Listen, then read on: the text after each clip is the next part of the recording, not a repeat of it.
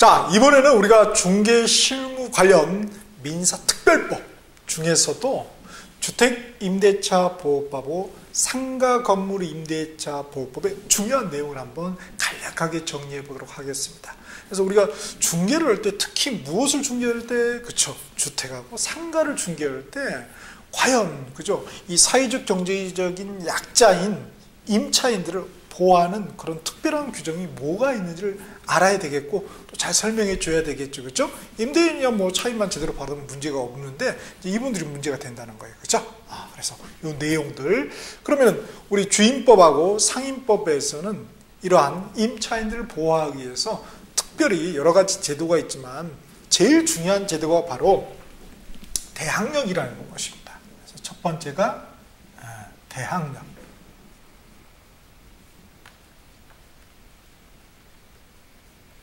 대항력이라는 것을 주고요. 두 번째는, 그렇죠? 우선 변제권이 있죠. 우선 변제권.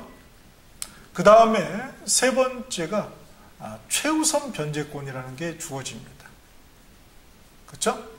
자, 먼저 대항력이라는 것은 대항할 수 있다. 나 살고 여기 버틸 수 있어. 이거죠, 그렇죠? 빼라는데 누가? 새 주인이 와도. 그렇죠? 어떤 경우에서 주인이 바뀔 수 있을까요? 내가 주택으로 살고 있는데 상가 영업하고 있는데 뭐예요? 이 주인이, 건물의 주인이 바뀔 수가 있겠죠. 매매에 의해서. 또 애초에 주인이 그냥 굿바이 하고 가시고 그 상속인들이 있을 수 있겠죠. 새 주인이 되는 거죠. 그렇죠? 또 이게 경매에 의해서 법률 행위가 아니라 법률 규정인 경매에 의해서 주인이 바뀌어버릴 수 있다는 거예요. 특히 이제 이 경매에서 주인이 바뀌는 경우가 문제가 되는 것이죠. 자, 그럴 경우에도 대항력을 구비했다면은 그 주택 임차인, 상가 건물 임차인은 방 안 빼도 된다 이거죠, 그렇죠? 그 대항력을 갖기 위해서는 뭘 구비해야 되냐면 바로 대항 요건이라는 것을 구비를 해야 됩니다. 대항을 하기 위해 필요한 조건이죠, 그렇죠?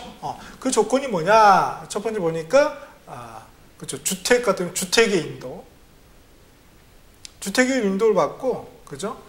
전입 신고를 해야 되더라는 것입니다, 그죠? 그 다음 두 번째, 상가 건물의 경우는 역시 상가 건물을 갖다가 인도를 받고, 그런데 여기가 좀 차이가 있어요. 여기는 전입 신고를 해야지만이 되죠, 그렇죠? 근데 여기는 사업자 등록 신청만 하면 된다 이거예요. 여기는 전입신고는 우리가 주민등록이죠. 주민등록이 딱 돼야 되는 거예요, 그죠?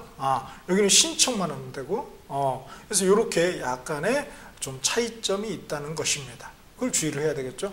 그 다음에 이 전입신고를 하는데 말이죠. 그러면 언제 전입신고 된 걸로 볼 거냐 이거예요. 언제? 그 담당 공무원이 접수한 시점, 접수시, 그죠? 주민등록 대장에 딱 글씨가 쓰여지는 게 아니라 담당 공무원이 접수를 했다. 그러면 그때부터 뭐예요?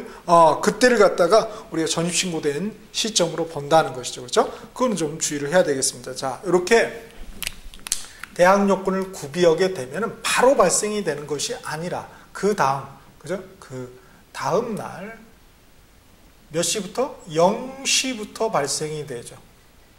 그래서 옛날에는 이거 갖다 이제 이길, 일본적인 용어죠. 그래서 지금은 다음날 이렇게 바꿔놨습니다. 다음날 이제 발생이 된다는 것이죠, 그죠? 자, 주의를 할 것은, 그러면은 어떤 친구들에게, 그죠? 아무나 인정을 해주는 게 아니다. 이걸 구비를 했다 할지라도, 그죠? 이제 개인은 문제가 안 되는데 말이죠. 법인이 문제가 돼, 법인이. 그래서 우리 주임법, 한권호 따자 가지고 계신 분은 한권호 따자 1차 436페이지를 펴보시고요. 혹시나 그냥 2차, 1차 합격하시고 2차만 준비하시는 분들은, 그죠? 주택임대차 보호법 해가지고 법제처에서 한번 치시면은 그 3조를 한번 보실까요? 거기에서 그 3조 2항에 보면은 말이죠. 2항에 보면은 밑에 보면은 그 또 시행령 제1조 2에 나와 있는 거죠. 그래서 대항력이 인정되는 법인 해가지고 기존에는 한국토지주택공사하고 그 다음에 지방공사, 주택사업 관련해서 그 지방공사였거든요. 근데 올해 신설이 됐어요. 추가가 됐다는 거죠. 그렇죠? 자, 그런 개정 내용에 주의를 해야 되겠습니다. 올해는 아마 개정 법률, 신설 법률, 그 개정 신설 조문에 아마 반드시 나오지 않을까 이런 생각을 해봅니다. 그래서 3항에 보시면 438페이지 자 3조 3항에 보시면은 중소기업 기본법 제2조에 따른 자 중소기업 그죠? 예전은 아니었는데 중소기업도 말이죠. 그 법인이 그죠? 중소기업이 소속 직원의 주거용으로 주택을 임차한 후 그 법인이 선정한 직원이 해당의 주택에 인도를 받고 그죠? 법인은 안 받아줘 그렇지만 그 직원이 인도받고 주민등록을 마쳤을 때에는 그죠? 역시 뭐예요? 그 중소기업에게도 대항력을 인정해 주겠다는 거죠. 그렇죠? 그래서 보증금 안 떼어주게 해야겠다 이런 말이죠. 그래서 중소기업 보호 차원에서 그냥 이건 잘하는 것 같아요. 그죠? 좀 일을 좀 한 것 같아요. 자, 그래서 이 중소기업을 보호하자는 거, 그래서 법인 중에 하나가 추가됐다는 거, 이거 꼭 기억을 해 두셔야 되겠고요. 그 다음에 이제 그 대항요금 관련해서는 그 판례, 그래서 한국으로 따자 437페이지 1차요. 거기 그 판례들이 있죠. 그죠? 그 내용들이 중요한데, 특히 보면은, 밑에서 네 번째 줄 있죠. 네 번째 줄, 그리고 다섯 번째 밑에서 그 판례에서 밑에서 네 번째 그죠? 그리고 세 번째 거 요 내용 지금 이게 뭐냐면은 바로 단독주택이죠. 단독주택하고 단독주택하고 공동주택이 이제 문제가 된다 이거예요. 그래서 많이 피해를 봤었죠. 법을 몰라가지고. 자, 단독주택은 우리 다가구 주택이라는 거 있죠. 다가구 주택도 단독주택에 포함이 되겠고요. 그러나 우리 또 다세대 주택이라는 게 있어요. 이거는 공동주택입니다. 연립주택도 마찬가지고 아파트도 마찬가지고. 자, 좀 다른데요. 요거 같은 경우는 집원만 정확히 내가 전입신고를 제대로 하잖아요. 그러면 문제가 없어요. 제대로 대항요건을 구비해서 대항력을 갖추게 된다는 거죠. 근데 문제는 이 공동주택이 문제가 된다. 공동주택은 집원만 정확하면 되지 않고 뭐하고 동하고 동호수까지 정확해야 된다는 거예요. 그렇죠? 그래서 옛날에 인천에서 이게 다세대 주택이었는데 말이죠. 이 주인이 어떻게 했어요? 그 호수를 갖다가 자기 임의적으로 그렇죠. 지하부터 101로 된 거예요. 사실 그건 지 101이거든요. 근데 뭐예요? 주인은 그냥 101, 101로 이렇게 201 막 이렇게 가버렸다 이거예요. 그래서 당연히 어떻게 돼요? 그 세입자들, 임차인들은 어떻게 했습니까? 이 법을 잘 모르긴 하지만은 뉴스에 뭐예요? 주민등록 전입신고를 해라. 그러면은 뭔가 보호를 받았어요. 이런 거는 또 이게 알고 있는 거죠. 그래서 전입신고를 어떻게 한 거예요? 그죠. 지하 101로 하는 게 아니라 그냥 101로, 그죠. 호수를 갖다 그렇게 했다는 거예요. 그러면은 제대로 된 겁니까? 안 된 겁니까? 이 법상 안 된 거라 이거예요. 그래서 대항요건을 구비하지 못해가지고 그냥 돈 한 푼도 못 받고 다 쫓겨나는 그런, 그죠. 불상사가 발생이 됐잖아요. 그래서 정확히 우리가 알아야 된다는 거예요. 그래서 그거에 대해서 정확히 설명을 해줘야 돼요. 그럼 이게 101호인지 지하 지층 101호인지는 어떻게 알 수 있어요? 그 써진 그 문패, 주인이 달아둔 그 글씨 써놓은 거 말고 건축물 대장을 봐야죠. 그쵸? 그래서 건축물 대장 정확하게 내가 계약한 게 어디 것인지, 그죠? 계약서도 그렇게 건축물 대장의 기초에서 써야 된다. 우리 법이잖아요, 법. 그죠? 그러니까 현장 답사하는데 그게 다를 수도 있다는 거예요. 그럴 때는 반드시 법적인 그 동호수로 해서 명확하게 기재해서 계약서도 그렇게 기재해서 그렇게 전입신고 들어가야 된다는 거예요. 그래야지 보호를 받을 수가 있다는 것입니다. 그걸 설명을 해주고 그냥 대충 이렇게 중개해서는 안 된다는 것입니다. 오케이? 자, 그렇게 그걸 주의를 하셔야 된다는 거예요. 그죠? 그 다음에 여기 집원을 신고하는데 말이죠. 신고를 하는데 실수를 했어. 잘못 신고한 거예요. 그러면 담당 공무원의 실수로 한 경우는 어떻게 되냐 이거예요. 그때는 대항력을 인정해 주게 됐다. 대항요건 구비한 걸로 보겠다는 거예요. 자기들이 책임지겠다는 거죠. 그런데 본인이 잘못해가지고, 그죠? 신고인인 임차인이 잘못 신고한 경우는 그때는 대항력 인정이 안 됩니다. 그렇죠? 자기가 책임지라 이거죠. 그죠? 인과관계 그죠? 본인이 잘못했으니까 그때는 인정해주지 않겠다는 거. 이것도 이제 주의를 하셔야 됩니다. 그죠? 자, 그런 내용들. 그 다음에 이런 경우가 있어요. 주인이 말이죠.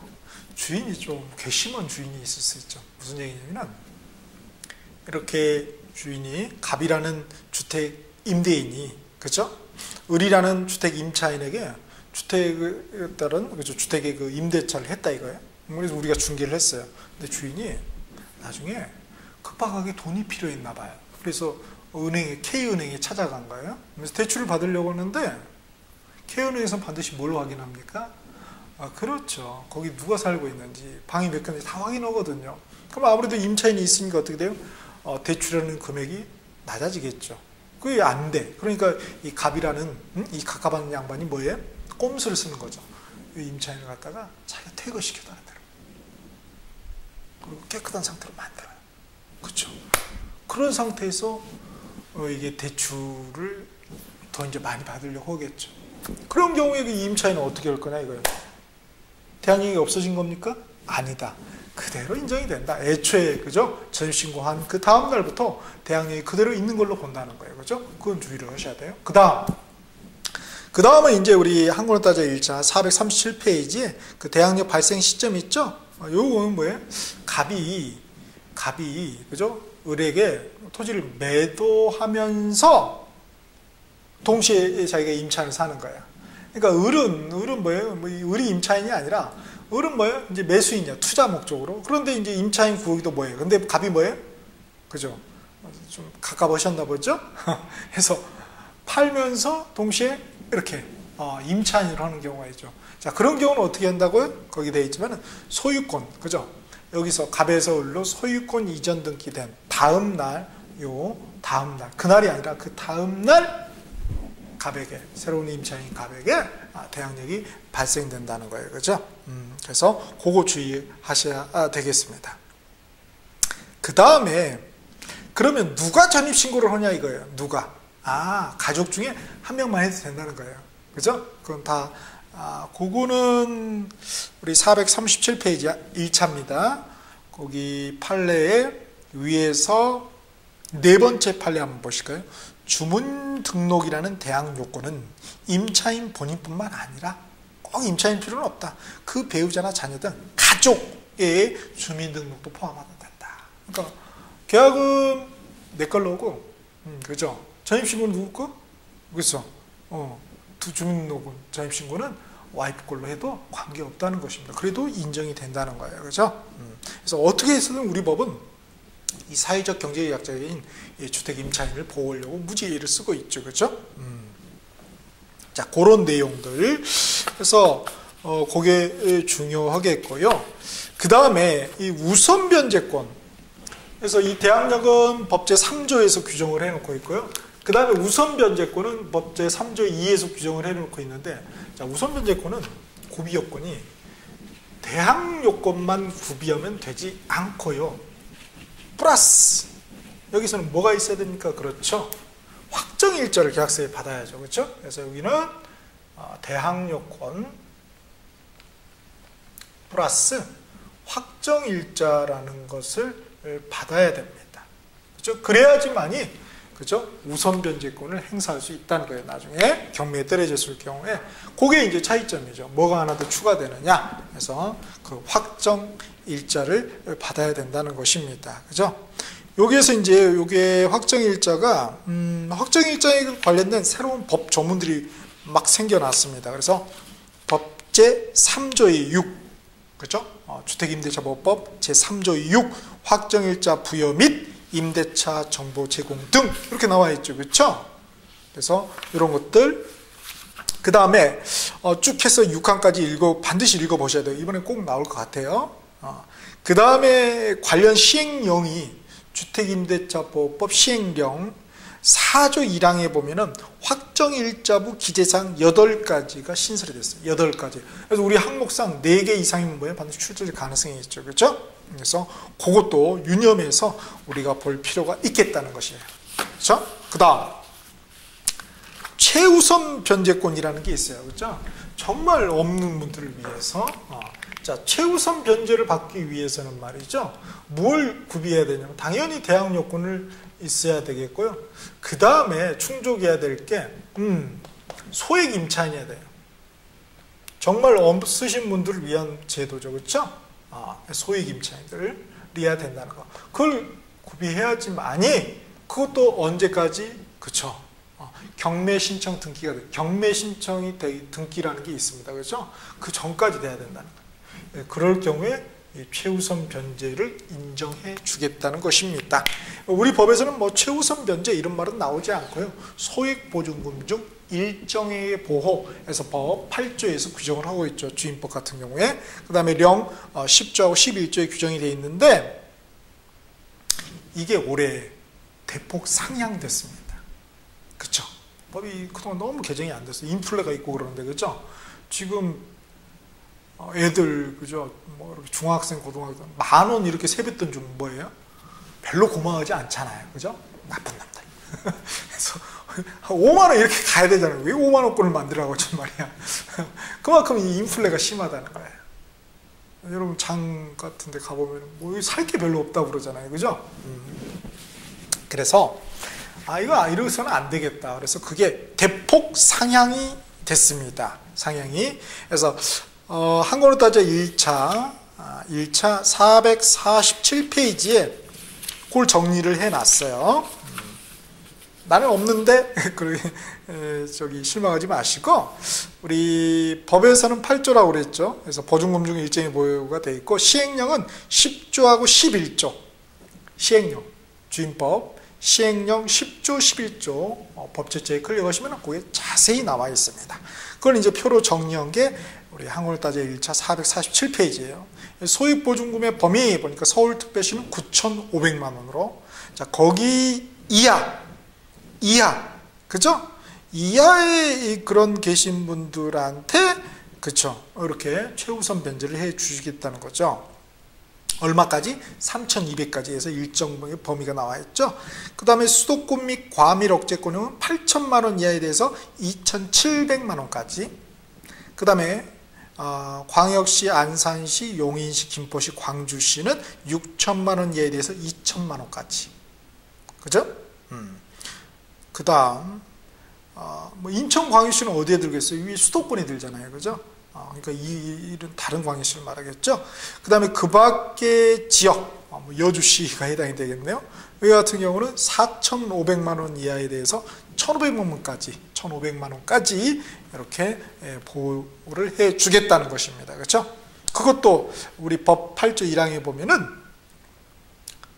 8조에 이 경우 임차인은 주택에 대한 경매 신청 등기 전에 대항 요건을 구비해야 된다고요. 경매 신청 등기는 어디에 나와 있는데요? 그렇죠? 등기부. 그죠? 주택 그 등기부 보시면은 갑구에 이 경매가 되면은 소유권자가 바뀌는 거잖아요. 그러니까 소유권에 관한 사항이죠. 그래서 거기에 갑구에 경매 신청 등기 해서 올라와 있습니다. 그렇죠?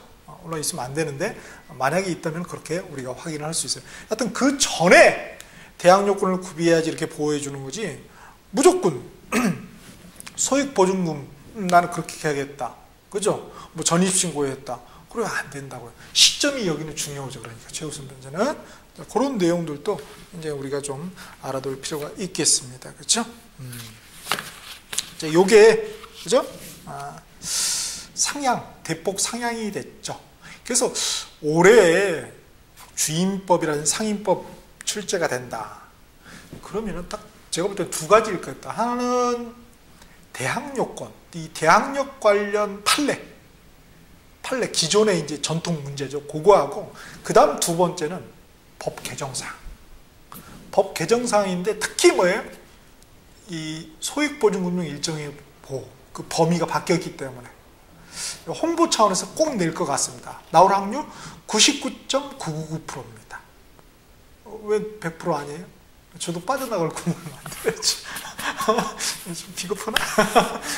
여러분 중개 실무할 때 절대 확 100% 하셔서는 안 돼요. 여러분 빠져나갈 구멍을 실무상 제가 가르쳐 드린 거예요?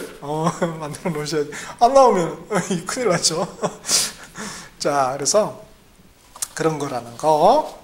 그 다음에 우리 상인법, 상가건물 임대차 보호법에서 특히 뭐가 중요하냐면요. 요게 이제 물론 기본적으로 이게 중요한데 추가적으로 상가건물 임대차 보호법은요. 추가적으로 중요한 게 있어요. 그 적용 범위라는 거예요. 자, 주택임대차 보호법은 뭐예요? 주택이면은 주거용 건물이면 뭐예요? 다 적용이 됩니다. 다. 그렇죠? 법 혜택을 받을 수 있어요.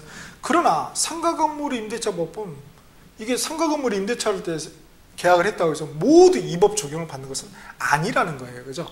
그런 그 한계가 있습니다. 저는 왜 그런지는 알고 있지만 말씀드리지 않겠어요. 하여튼 그게 있어요. 그래서 우리 그거는 법 상가건물 임대차 보호법 2조 1항 단서에 나와 있어요. 그죠? 령은 2조 역시 1항인데 한글로 따져 1차 453페이지 한번 펴보시겠어요? 453페이지가 이제 상가건물 임대차 보호법인데요. 2차만 준비하시는 분들은 법제처에서 클릭하셔가지고 그 2조에 보면 적용 범위가 나와 있죠. 우리 주임법은 이게 없거든요. 그죠? 주임법은 그냥 주거용 된다 이거예요. 자, 거기에 2조 1항 단서에 뭐라고? 다만 대통령령으로 정하는 보증금을 초과하는 임대차에 대해서는 그러하지 아니하다. 즉 이 법, 상인법 적용하지 않는다는 거죠. 즉 보호해주지 않겠다는 것입니다. 그렇죠?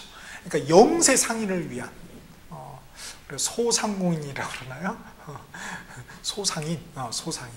그래서 영세 상인을 위한 그런 제도다 이렇게 보시면 될 것 같아요. 그래서 요게 이제 이것도 이제 대폭 개정이 됐어요. 그래서 그게 어디 나와 있냐면 459페이지 우리 시행령 제2조 1항에 보면은 그죠? 그래서 4억 원, 3억 원, 그죠? 이렇게 쭉쭉 나와 있죠? 뭐 광역시는 해가지고 2억 4천, 그 밖에 1억 8천, 그쵸? 요거. 그래서 그 단서에서 우리가 지금 방금 봤지만 뭐예요? 초과하는 임대차. 그러니까 딱 요 금액의 임대차 계약, 상가 임대차 계약까지만 이 법 보호 적용 시키겠다는 것이죠. 그죠? 국회의원분들 중에서 상가를 가지고 계신 분이 많았나? 그래서 그랬나? 그러진 않겠죠? 여하튼.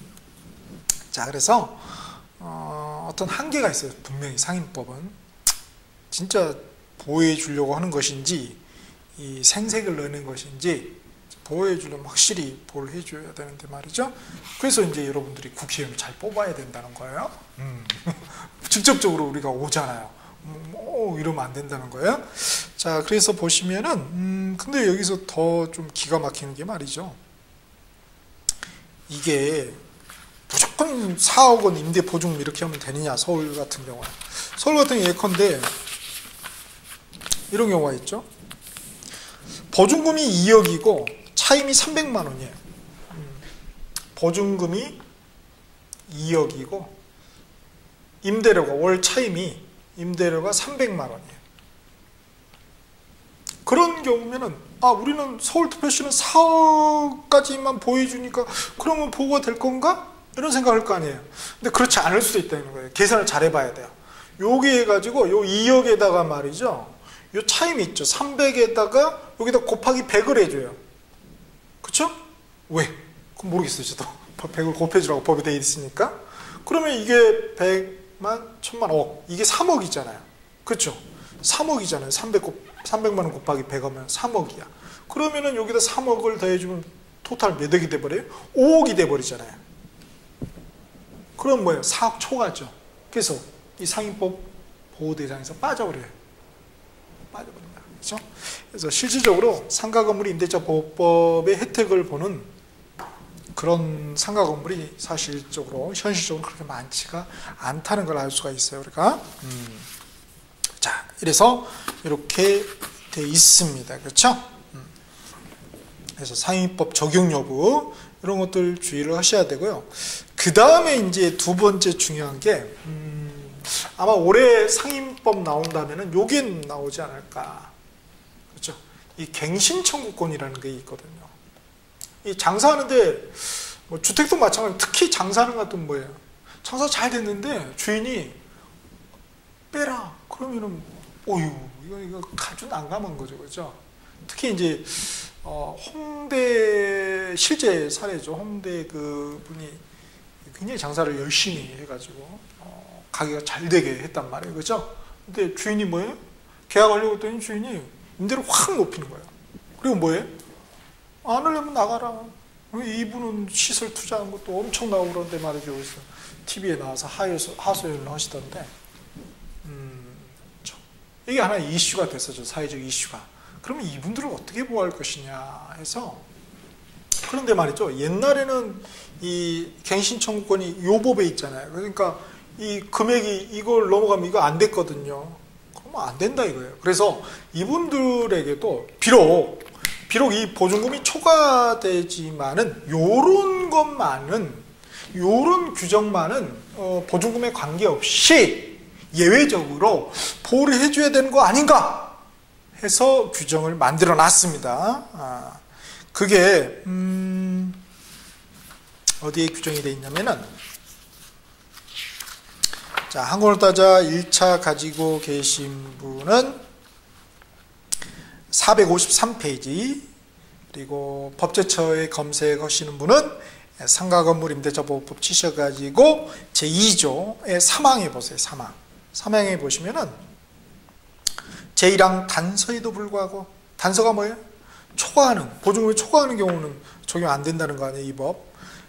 그거에도 불구하고 예외적으로 10조 제1항, 2항, 3항 본문, 단서가 아니라 3항의 본문만, 그리고 제10조의 2는 제1항 단서에 따른 보증금을 초과하는 임대차의 경우에도 보호를 받을 수가 있다는 것입니다. 그런 권리를 인정을 해주겠다는 거예요. 그래서 한번 볼까요? 진짜 그런가? 확인해 봐야죠. 10조 1항, 2항, 3항 본문, 10조의 2의 1항 단서 쭉 한번 보시죠. 자, 10조 보면은 나와 있네요. 계약 갱신 요구 등 이렇게 나와 있죠. 요거 옛날에는 그렇죠, 보증금 초과해 버리면 적용 못 받았거든요. 근데 지금은 보증금 관계없이 요거 갱신 요구 청구할 수 있다는 것입니다. 그렇죠? 그런 것들. 그래서 여기서는 그 1호부터 해서 8호 나왔는데 이 일상평어 가지고 많이 장난을 쳤어요. 그러니까 꼼꼼하게 요 무엇인지를 정확히 우리가 짚을 필요가 있겠고요. 그 다음에 근데 이게 조금 문제가 있는 게, 그러니까 진짜 이분들이 진짜 이분들을 보호하려고 이렇게 만들어 놨는지 보니까 1항, 2항, 3항 본문 10조의 2는 1항 단서에 따른 이렇게 돼 있는데 10조의 2 계약갱신 특례 나와 있죠. 거기서 3항 본문 이렇게 돼 있어요. 10조 3항 볼까요? 3항 보세요. 3항에 보면 갱신되는 임대차는 전 임대차와 동일한 조건으로 다시 계약된 것을 본다.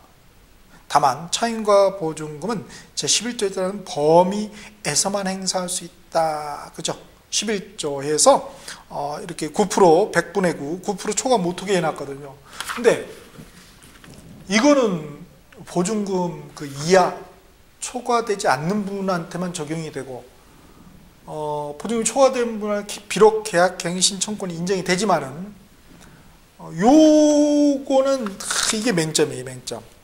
3항 적용된다 그랬으면 정말 보호를 했을 텐데 3항 본문 즉 단서는 적용 안 한다는 거 아니겠어요? 지금 무슨 얘기냐면은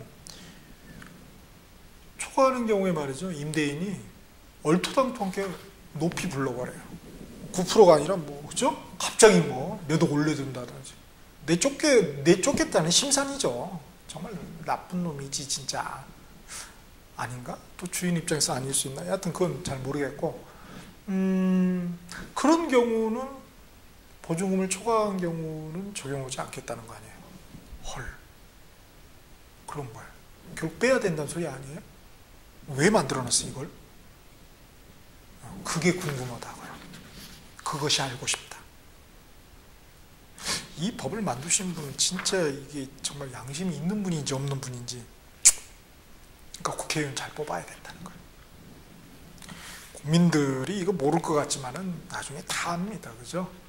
정말 국민들을 위해서 봉사할 수 있는 분, 그런 분을 뽑자고요? 오케이. 자, 그래서 어떤 한계가 있다는 거예요. 상위법이 참 이런 한계가 있다. 정말 보호를 할 의지가 있는 것인지 없는 것인지.